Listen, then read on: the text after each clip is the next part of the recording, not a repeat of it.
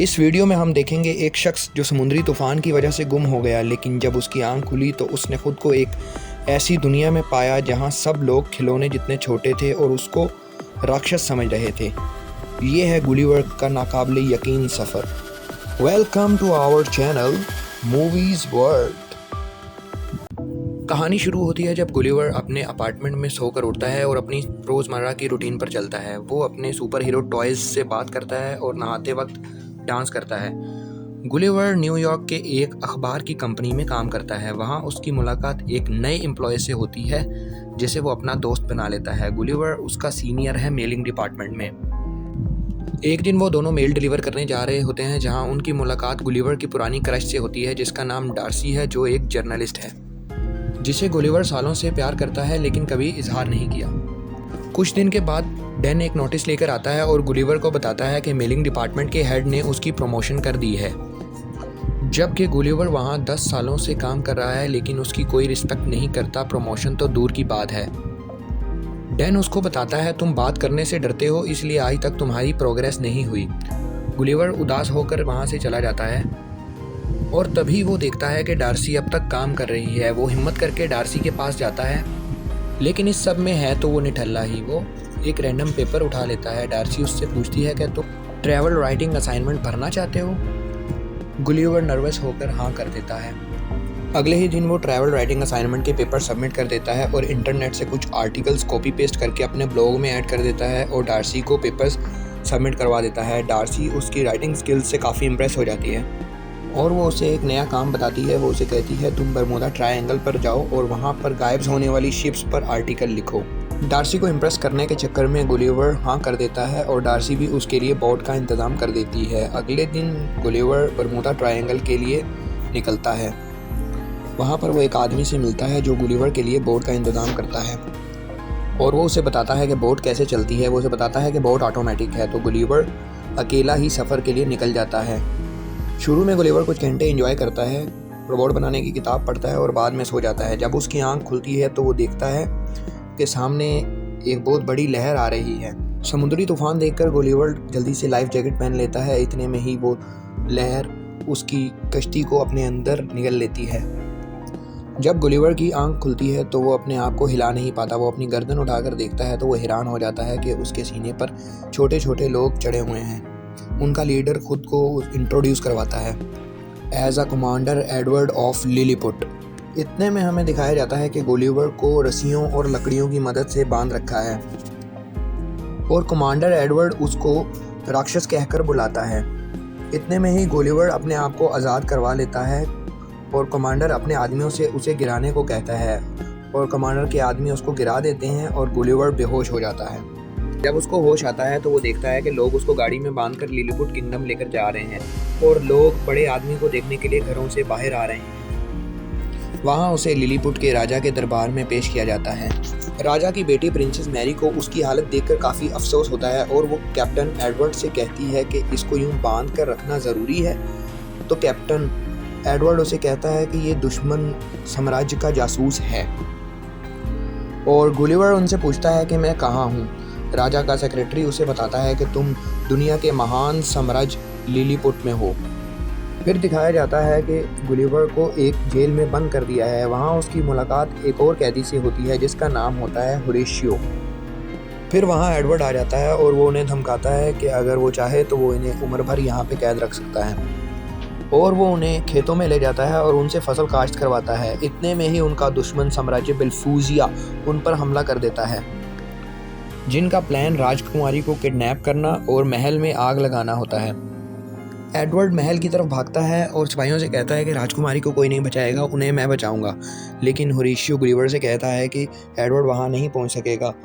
Gulliver बहुत आसानी से होरेशियन सोल्जर्स को उठाकर पानी में फेंक देता है और राजकुमारी को बचा लेता है, लेकिन राजा और उसका सेक्रेटरी आग में फंस जाते हैं और उनको बचाने के चक्कर में जल्दबाजी में गुलिवर महल पर पेशाब कर देता है। पेशाब से सारी आग बुझ जाती है और राजा को बचा लिया जाता है और सब लोग तालियां बजाते हैं और ये सब देखकर राजा होरेशियो को आज़ाद कर देते हैं और गुलिवर का शुक्रिया अदा करते हैं और उसको रात को खाने पे बुलाते हैं।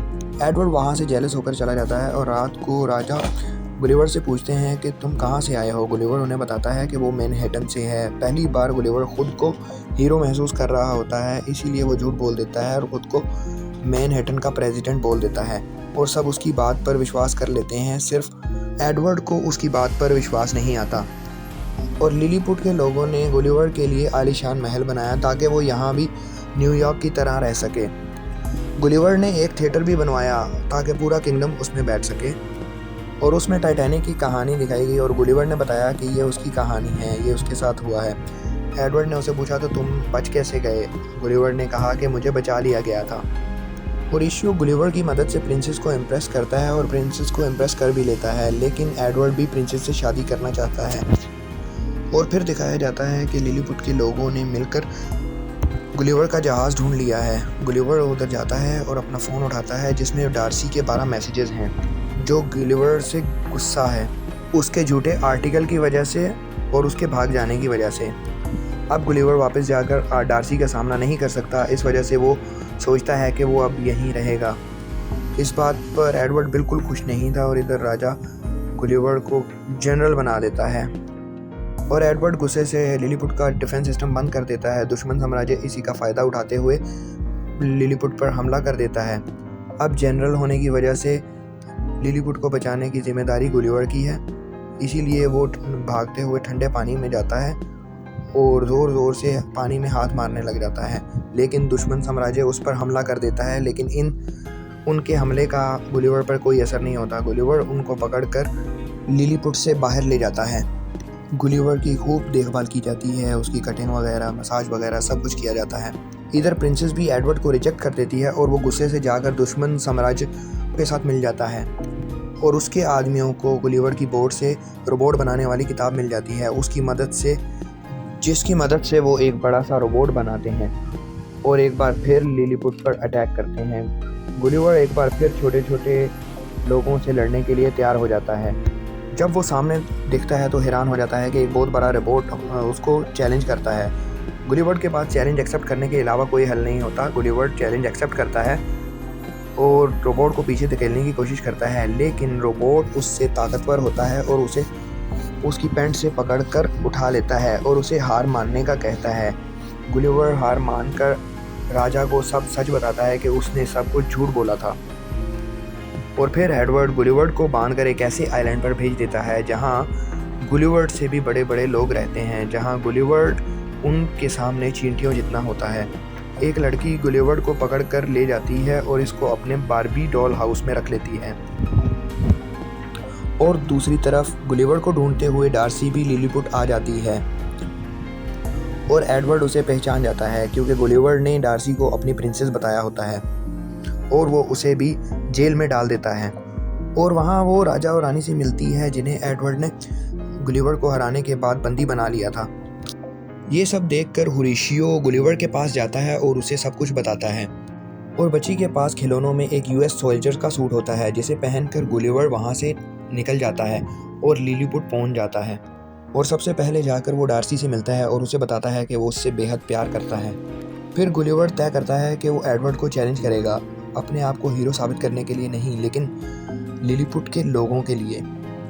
अगले दिन एडवर्ड और गुलिवर के दरमियान मुकाबला होता है और रोबोट जल्दी ही गुलिवर पर हावी हो जाता है, लेकिन होरेशियो उसकी मदद करता है और वो रोबोट को अंदर से ख़त्म करता है और रोबोट की पावर कटने की वजह से गुलिवर बहुत ही आसानी से रोबोट को हरा देता है और सब लोग बहुत खुश होते हैं और तालियां बजाते हैं और होरेशियो की बहादुरी की वजह से राजकुमारी उससे इम्प्रेस हो जाती है, लेकिन मौके का फ़ायदा उठाते ही एडवर्ड राजकुमारी पर हमला कर देता है और राजकुमारी बहुत आसानी से एडवर्ड को हरा देती है और इधर डार्सी गुलिवर को पहली बार किस करती है और गुलिवर भी लिलीपुट और बिल्फूजिया में दोस्ती करवा देता है।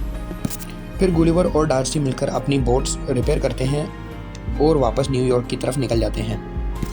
कुछ हफ्ते बाद गुलिवर अपनी जॉब छोड़ देता है और एक ट्रैवल राइटर बन जाता है। फिर वो और डार्सी एक हैप्पी रिलेशनशिप में रहते हैं और इसी के साथ इस मूवी की यहाँ पर हैप्पी एंडिंग हो जाती है। अगर आपको ये वीडियो अच्छी लगी है तो हमारे चैनल को लाइक, शेयर और सब्सक्राइब करके बेल आइकन को ज़रूर दबाइएगा ताकि मज़ीद अगली आने वाली वीडियोज़ की नोटिफिकेशंस आपको बआसानी मिल सकें।